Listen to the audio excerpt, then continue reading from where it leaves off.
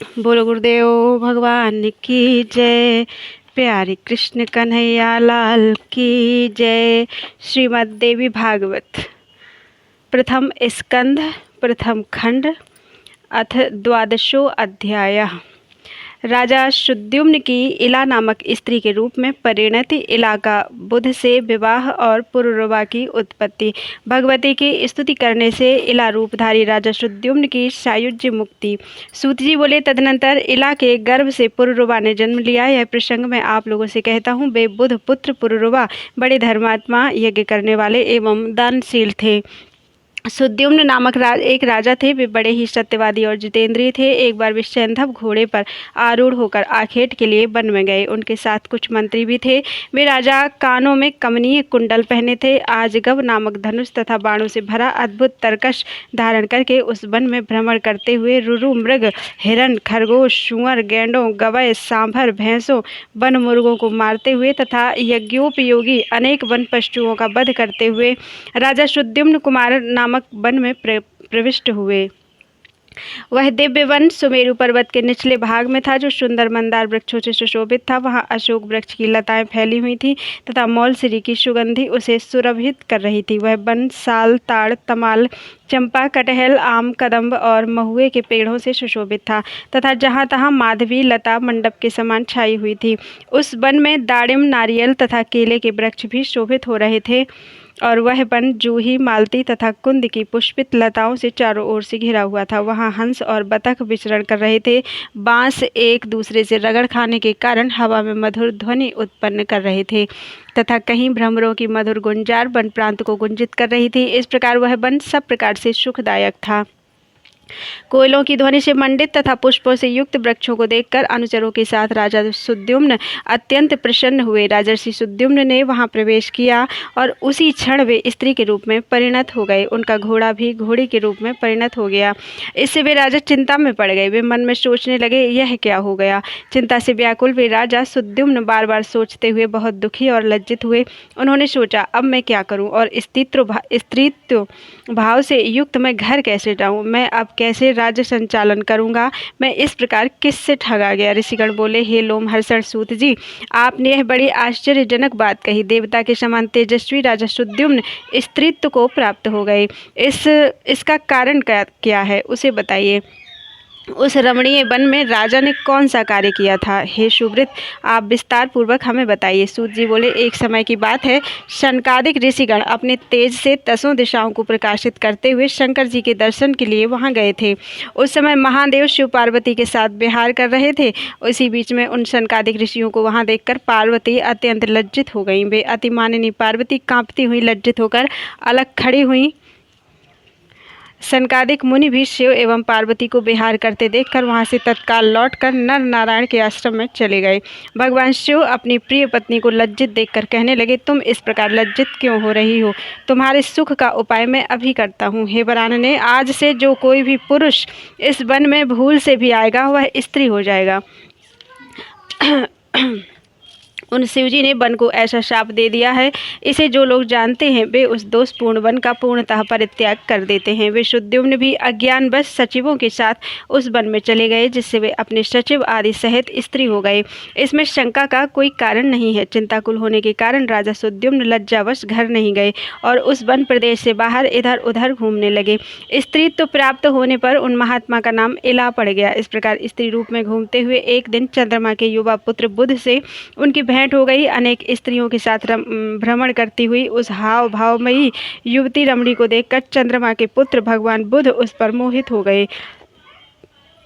वह रमणी भी उन चंद्रपुत्र बुध को अपना पति बनाने के लिए आकुल हो उठी। इस प्रकार परस्पर अनुराग के कारण कुछ दिनों में उन दोनों का संयोग हो गया। उस चंद्रमा पुत्र बुध ने इला के गर्भ से पुरुरवा नामक श्रेष्ठ चक्रवर्ती पुत्र को उत्पन्न किया। पुत्र को जन्म देकर वह इला वन में ही रहने लगी तथा चिंतातुर होकर उसने अपने कुलाचार्य मुनि श्रेष्ठ वशिष्ठ जी का स्मरण किया।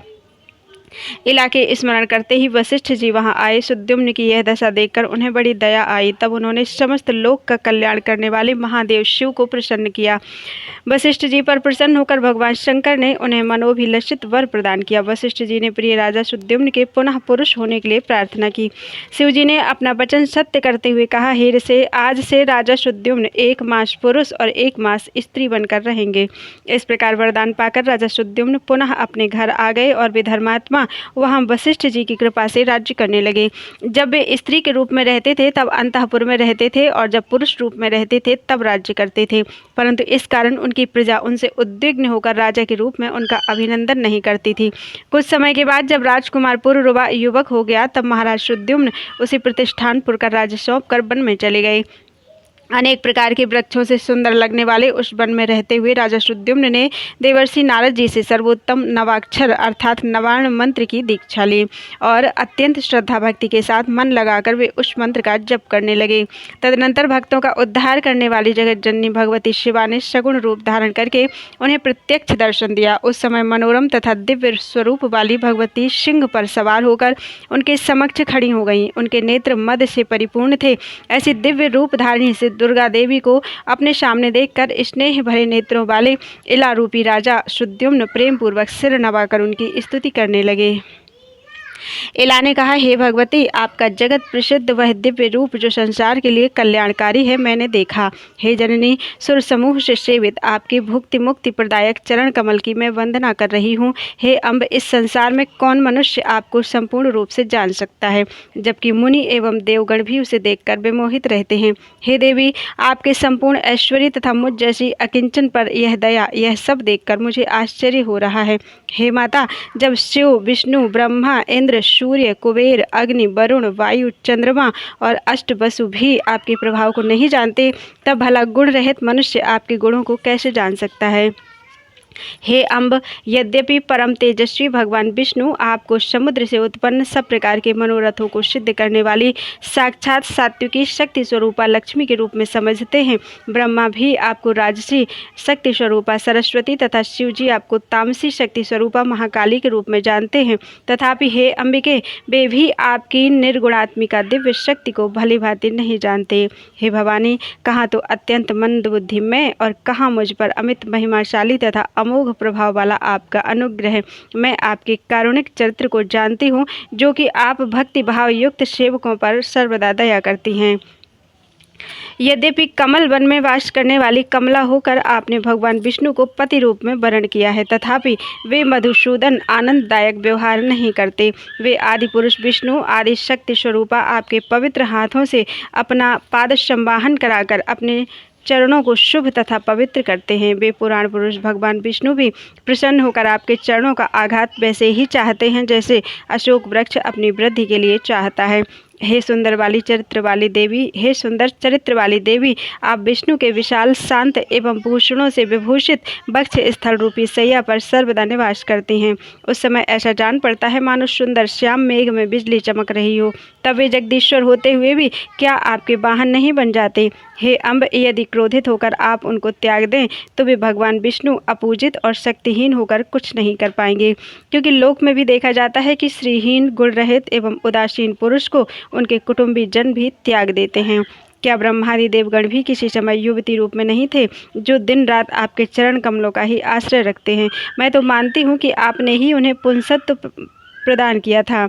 अतः हे अनंत पराक्रमशालिनी, मैं आपकी शक्ति का क्या वर्णन कर सकती हूँ। आप ना तो स्त्री हैं, ना पुरुष, न निर्गुण हैं, न सगुण, ऐसी मेरी धारणा है। अतः आप जैसी भी हों, उन आपको मैं भक्तिपूर्वक बार बार प्रणाम करती हूँ। आप माता से मैं यही प्रार्थना करती हूँ कि आप में मेरी अचल भक्ति बनी रहे। सूत जी बोले, इस प्रकार स्तुति करके राजा सुद्युम्न उनके शरणागत हुए और भगवती ने भी अत्यंत संतुष्ट होकर उन्हें अपने सायुज्य मुक्ति प्रदान की। तब उन देवी की कृपा से सुद्युम्न ने मुनियों के लिए भी अति दुर्लभ शाश्वत परम पद प्राप्त किया।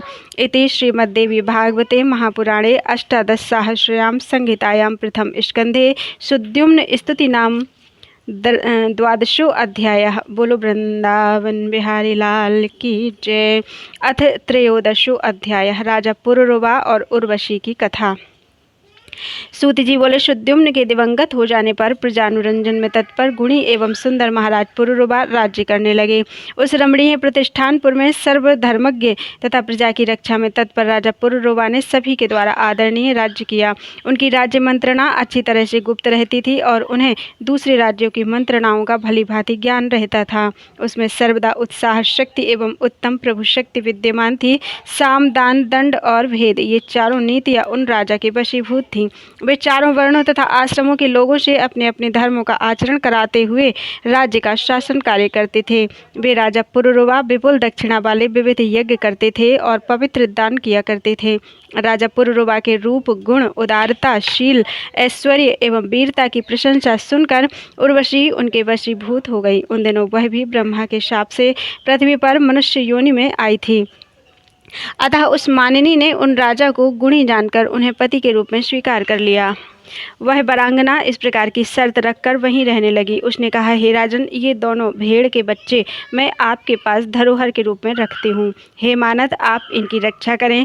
हे नृप, दूसरी शर्त है कि मैं केवल घी ही खाऊंगी और कुछ नहीं। हे महाराज, तीसरी शर्त है कि सहवास के अतिरिक्त किसी दूसरे समय में मैं आपको कभी वस्त्रविहीन अवस्था में ना देखूं। हे राजन, यदि आप इन कही गई शर्तों को भंग करेंगे तो मैं उसी समय आपको छोड़कर चली जाऊंगी। यह मैं सत्य कह रही हूँ। इस प्रकार उस कामिनी उर्वशी ने जो कहा था उसी राजा ने स्वीकार कर लिया और उर्वशी शाप से उद्धार पाने की इच्छा से राजा पुरुरुवा को प्रतिज्ञाबद्ध करके वहीं रहने लगी। उर्वशी के द्वारा मुग्ध किए गए राजा सब धर्म कर्म त्याग कर अनेक वर्षों तक भोग विलास में पड़े रहे। उस पर आसक्त मन वाले वे सदा उसी का चिंतन करते रहते थे और उस पर अत्यधिक मोहित होने के कारण एक क्षण भी उस उर्वशी के बिना नहीं रह सकते थे। इस प्रकार जब बहुत वर्ष बीत गए तब देवलोक में इंद्र ने अपनी सभा में उर्वशी को अनुपस्थित देखकर गंधर्वों से पूछकर कहा, हे गंधर्वगण, तुम सब लोग वहां जाओ और प्रतिज्ञाबद्ध राजा के घर से भेड़ों को चुराकर उर्वशी को ले आओ, क्योंकि उर्वशी के बिना मुझे यहाँ यह स्थान अच्छा नहीं लगता। अतः जिस किसी उपाय से उस कामिनी को तुम लोग लाओ।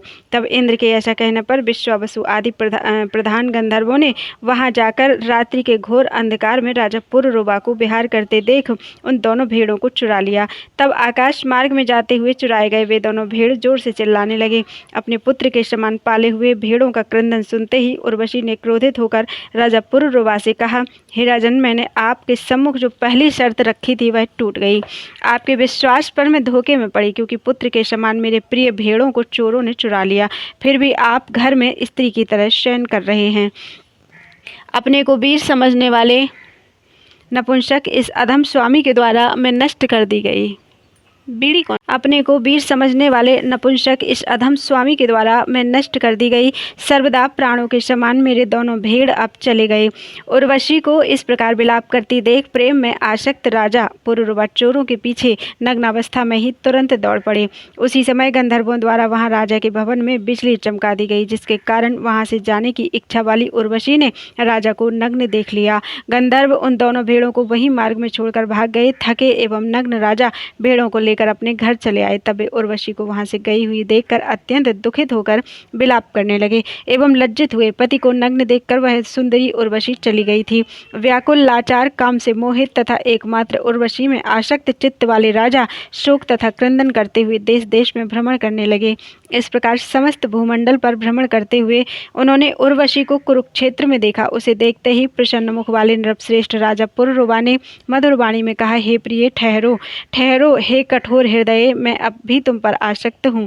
मैं तुम्हारे वश में हूँ, अतः मुझ निरपराधी पति को तुम मत छोड़ो। हे देवी, जिस शरीर से तुमने इतना प्रेम किया था, जिसे तुमने यहाँ तक खींच लिया, वह शरीर आज यहीं गिर जाएगा। हे सुंदरी, तुम्हारे द्वारा त्यक्त इस देह को भेड़िए और कौवे खा जाएंगे। इस प्रकार विलाप करते हुए दुखित, दीन, थके, कामातुर और अत्यंत लाचार राजा पुरुरुवा से उर्वशी कहने लगी। उर्वशी बोली, हे राजेंद्र, आप मूर्ख हैं, आपका ज्ञान कहाँ चला गया। हे पृथ्वीपते, भेड़ियों के समान स्त्रियों की किसी से मित्रता नहीं होती। अतः राजाओं को चाहिए कि वे स्त्रियों और चोरों पर कभी भी विश्वास ना करें। अब आप अपने घर जाइए, सुख भोगिए और मन में किसी प्रकार की चिंता मत कीजिए। इस प्रकार अत्यंत विषयासक्त होने के कारण उर्वशी के समझाने पर भी राजा को ज्ञान नहीं हुआ। उस स्वेच्छाचारिणी अप्सरा के स्नेह में जकड़े रहने के कारण उन्हें अपार दुख प्राप्त हुआ। सूत जी बोले, हे मुनि मुनिजन, इस प्रकार मैंने उर्वशी के महान चरित्र का वर्णन आप लोगों से संक्षेप में कर दिया, जो वेद में विस्तार पूर्वक वर्णित है। इति श्रीमद्देवी भागवते महापुराणे अष्टादशसहस्रयां संहितायां प्रथम स्कंधे पुरुरवस्य उर्वश्याश्च चरित्रवर्णनम नाम त्रयोदशो अध्याय। बोलो वृंदावन बिहारी लाल की जय।